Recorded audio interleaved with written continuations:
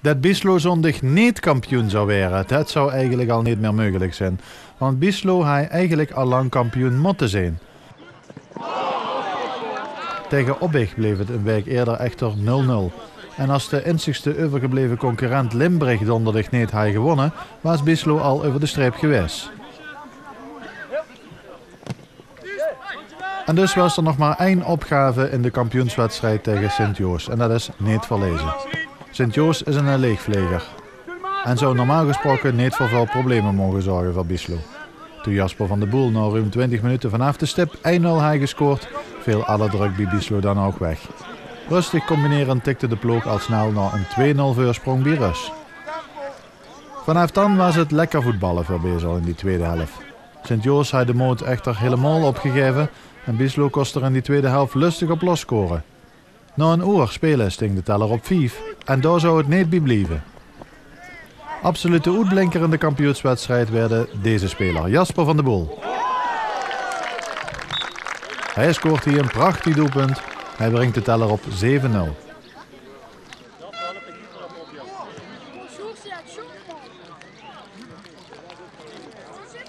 Niet voor later, opnieuw de aanval van Bezel. En weer de treffer en dan is het weer Jasper van der Boel met de 8-0. Hij zou uiteindelijk 5 keer scoren in de kampioenswedstrijd.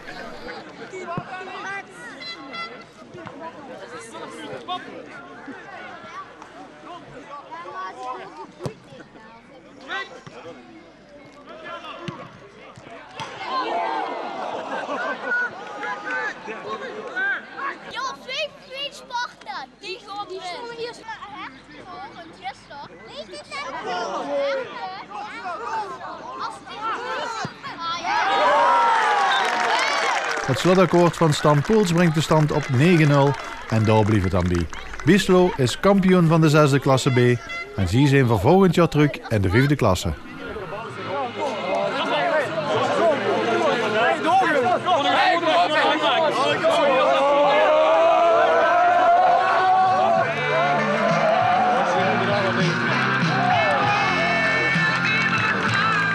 Ik ben absoluut tevreden. Zo'n jonge groep en dan zo'n mooi kampioenschap. Goede cijfers, behoorlijk wat doelpunten voor. Vorig jaar hadden we heel veel doelpunten tegen. Nou staat het als een klok. Het viel vandaag allemaal goed. We hadden een beetje geluk, ook wel met de acties. En ja, dit is gewoon lekker, dit is heerlijk, dit is genieten. Vorige week zat er meer spanning op. Vandaag, ja, ik kom op 1-0 voor. Als het de vorige week op 1-0 was gekomen, hadden we ook geluk. Vorige week voetbalden we slecht. Dan hadden we geluk dat het donderdag niet afgemaakt werd en dan toen kampioen werden. Dat is niks beters, denk ik. Veel man langs de kant. Wil ze nog meer. Ik moet de groep een compliment maken, want we hadden gevraagd om geconcentreerd te beginnen, druk vooruit te zetten. De tegenstander niet de tijd te geven om de ballen in te passen. Door te laten zien van hey, we zetten de koord op, snel een balbezit komen en dan komen die kansen wel. Want we hebben gewoon een hele goede voorhoede. Nou, we komen gelukkig door de penalty, wat wel een terechte penalty was, komen we op 1-0. Nou, dan is natuurlijk de band gebroken. Dan maken ze 2-0. Dus we missen nog wat kansen na de rust. En dan is het in de tweede kant ontzettend belangrijk om die jongens die nog half het feesten, om even te zeggen van hey, er zitten zo'n 44 minuten, die staan vuil, die staan te kijken, die komen terug. Pak die concentratie op en probeer er nog even te maken in de tweede helft. En als ze dan 7 keer scoort, ja, dan kan ze als trainer alleen maar trots op die groep zijn.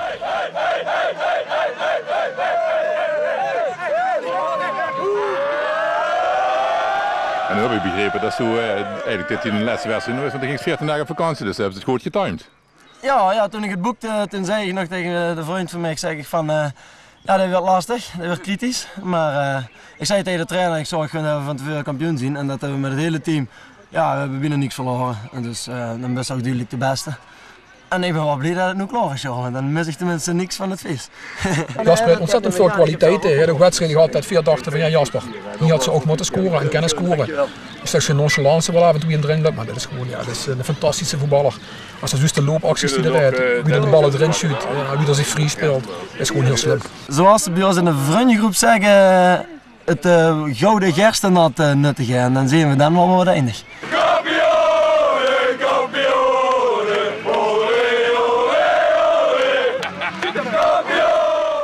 Volgend jaar ben ik weer die trainer. Met alle plezier. Ook al van één kampioen waren geworden, maar dat hebben we gedaan. Dat is gewoon een vereniging die ontzettend veel uitstraalt. Een bestuur wat de trainer vertrouwen geeft, wat in rust wil werken, wat op de achtergrond aanwezig is. Het bestuur wat moet doen, wat ze doen. Ja, een hele goede voorzitter. De mensen er rond je heen die regelen dingen tot de kantine toe eigenlijk. Het is goed geregeld. Ik heb 2 fantastische leiders om mee te werken die er alles voor doen. We hebben een gemotiveerde super grensrechter erbij gekregen dit seizoen. Ja, ik denk gewoon, bij Biesloe 1, er rond je heen is alles geregeld. Ik denk dat Verlijn het tweede af en toe iets meer aandacht hadden kunnen geven dit seizoen. Van alle kanten uit. Maar daar gaan we ook gaan werken. En de jeugd aan. En dat is ook belangrijk voor deze.